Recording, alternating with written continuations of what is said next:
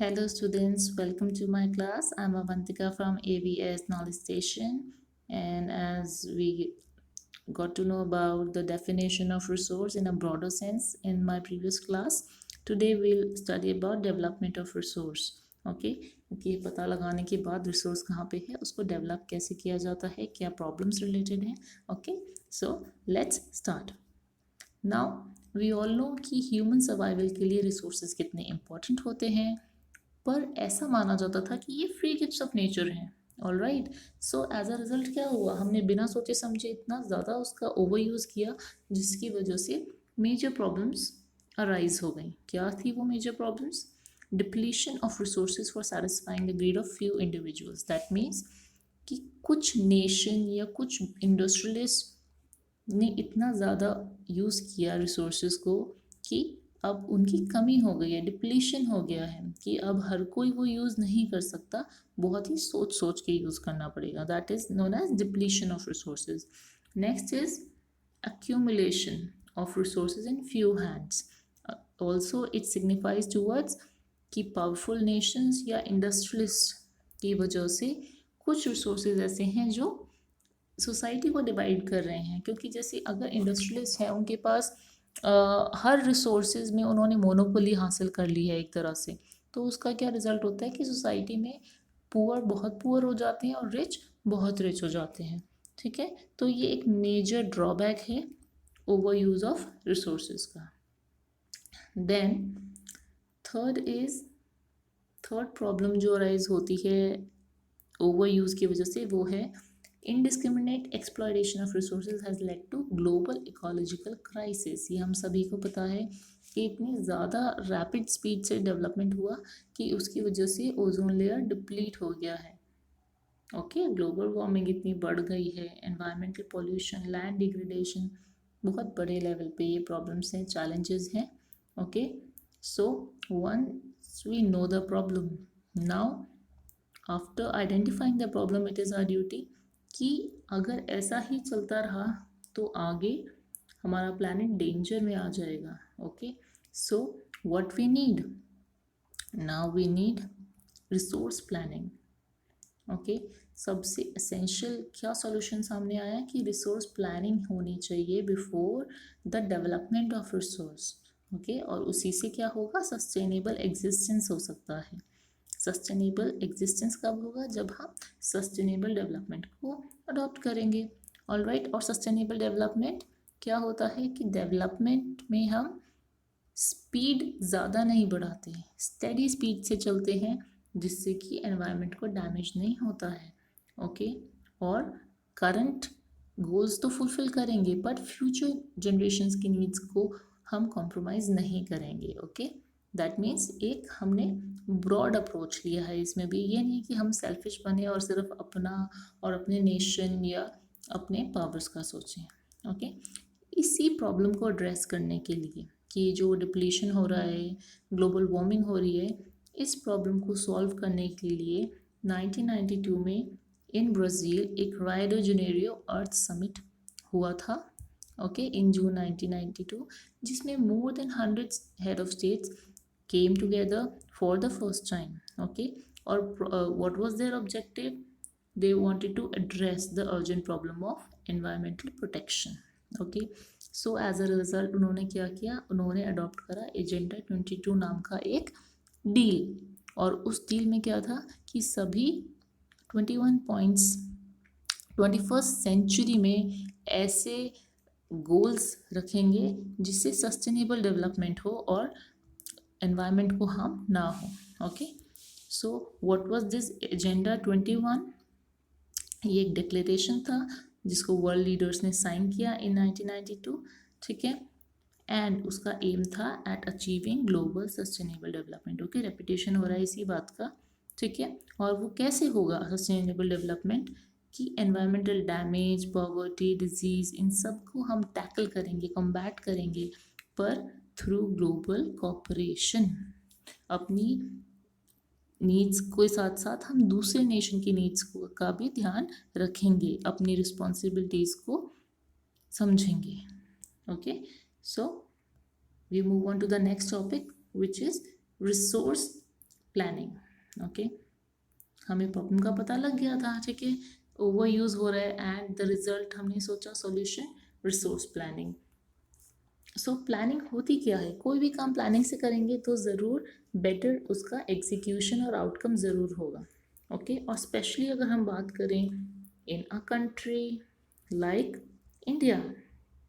Okay, हमारी country में जहाँ पे हमें पता है कि इतनी डाइवर्सिटी है in terms of presence of resources, ठीक है, कहीं पे कोई रिसोर्स ज़्यादा है, कहीं पे बिल्कुल कम है। ओके, जैसे कि झारखंड, छत्तीसगढ़, मध्य प्रदेश में मिनरल्स और कोल डिपॉजिट्स बहुत रिच हैं।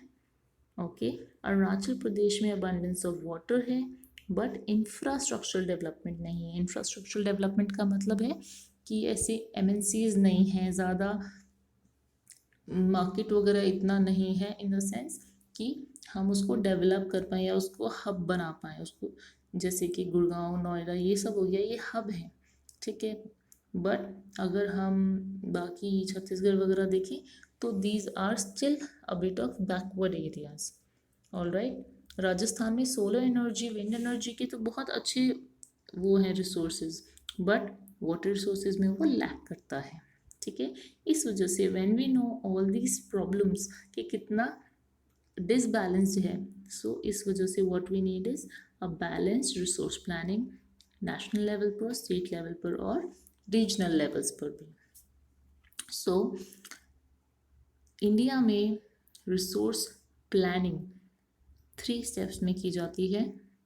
Okay, it is a complex process, ये इजी प्रोसेस नहीं है जो परफॉर्म करते हैं उनके लिए, पर आपके लिए समझने में ये ज़रूर इजी हो जाएगा अगर आप एक बार समझेंगे तो। ओके, फर्स्ट स्टेप क्या है रिसोर्स प्लानिंग का, identification and inventory of resources across the regions of the country. मतलब आइडेंटिफाई करना कि कहाँ पे कौन सा रिसोर्स मिलेगा, और इन्वेंट्री तैयार करना, दैट मीन्स लिस्ट तैयार करना। वो कैसे होता है, वो होता है सर्वेइंग से, मैपिंग से, ये देखना कि क्वालिटी कहाँ पे अच्छी मिल रही है हमें रिसोर्स की, कितनी क्वांटिटी में प्रेजेंट है वो, ठीक है। तो ये पहला स्टेप होता है जब हम आइडेंटिफाई करते हैं और उसको नोट डाउन करते हैं कि कहाँ पे कौन सा रिसोर्स एक्सट्रैक्ट करने से नेशन का फ़ायदा होगा। Okay, second step in resource planning is evolving a planning structure. ऐसा प्लानिंग स्ट्रक्चर बनाया जाए जिसमें हमारे पास बेस्ट स्किल हो, बेस्ट टेक्नोलॉजी हो और अच्छा खासा इंस्टीट्यूशनल सेटअप हो उसके डेवलपमेंट के लिए। ओके, तो फर्स्ट क्या था, आइडेंटिफिकेशन एंड इन्वेंट्री, सेकेंड है evolving a planning structure, and the third step in resource planning is matching the resource developmental plan with overall national developmental plan, ठीक है। दैट मीन्स कि अगर किसी पर्टिकुलर एरियाज में हम एक्सट्रैक्ट कर रहे हैं रिसोर्सेज को, ये सारी चीज़ें कर रहे हैं, तो हम ये ज़रूर देखेंगे कि क्या जो हमारी लिस्ट थी हम उसके हिसाब से चल रहे हैं या नहीं चल रहे हैं, हम नेशनल प्लान के फॉर्मुलेट कर पा रहे हैं या नहीं कर पा रहे, ठीक है। तो these are the 3 steps of resource planning in India, and after independence 5 year plans adopt हुए थे जिसकी वजह से और इफ़ेक्टिव स्ट्रैटेजीज अडॉप्ट हुई। ओके, और किसी भी एरिया में जो रिसोर्सेज की अवेलेबिलिटी होती है वो बहुत सारी चीज़ों पे डिपेंड करती है। ओके, और कुछ ऐसे रीजन्स भी हैं हमारी कंट्री में जो प्रेजेंस में तो रिच हैं, रिसोर्स के प्रेजेंस में तो रिच हैं, बट अभी भी उनको इकोनॉमिकली बैकवर्ड रीजन्स में इंक्लूड किया जाता है। ओके, सो कुछ ऐसे एरियाज भी हैं जहाँ रिसोर्सेज नहीं मिलते बट इकोनॉमिकली वो डेवलप्ड हैं। तो उनके क्या फैक्टर्स हैं, उनके फैक्टर्स हैं कि जो हिस्ट्री ऑफ कॉलोनाइजेशन रही है उसने हमको बताया है कि जब भी यहाँ पे रूलर्स आए बाहर से, चाहे वो ब्रिटिश रूलर्स हों, उससे पहले पोर्टुगीज़ आए हों, तो उन सब का ही जो एम रहा था वो था कि हम मिनरल्स वाली एरियाज में सेटअप करें, trade was their main aim. Okay, so वो अपने साथ जो टेक्नोलॉजी लाए वो उन सेंटर्स में जाके उन्होंने वो टेक्नोलॉजी लगाई जहाँ पे उनको बेस्ट लगता था, जो उनके लिए फिजिबल होता था। सो कुछ एरियाज डेवलप हुए, कुछ एरियाज डेवलप नहीं हो पाए। ओके, सो जब हम देखते हैं हमारी कंट्री के टर्म्स में, रिसोर्स डेवलपमेंट का मतलब अवेलेबिलिटी नहीं है, वो सारी चीज़ों का कॉम्बिनेशन है कि टेक्नोलॉजी भी हो, क्वालिटी भी हो, सारी चीज़ें। Okay, and when we talk about conservation of resources, हमें पता है वो बहुत ज़रूरी चीज़ है। Irrational consumption, over utilization, irrational क्या होता है, बिना सोचे समझे। ओके, ओवर यूटिलाइजेशन, ज़रूरत से ज़्यादा, उससे क्या होता है, प्रॉब्लम्स होती हैं, environmental problems and socio economic problems. ठीक है, गरीबी अमीर इन चीज़ों में भी प्रॉब्लम होती है और एनवायरनमेंट को तो हार्म होता ही होता है। और इस वजह से रिसोर्स कंजर्वेशन एक बहुत इंपॉर्टेंट स्ट्रैटेजी है जिसको अडॉप्ट करना चाहिए हर कंट्री को। And for solving this problem, even Gandhi ji had his own views, and what he felt, he said कि there is enough for everybody's need and not enough for anybody's greed.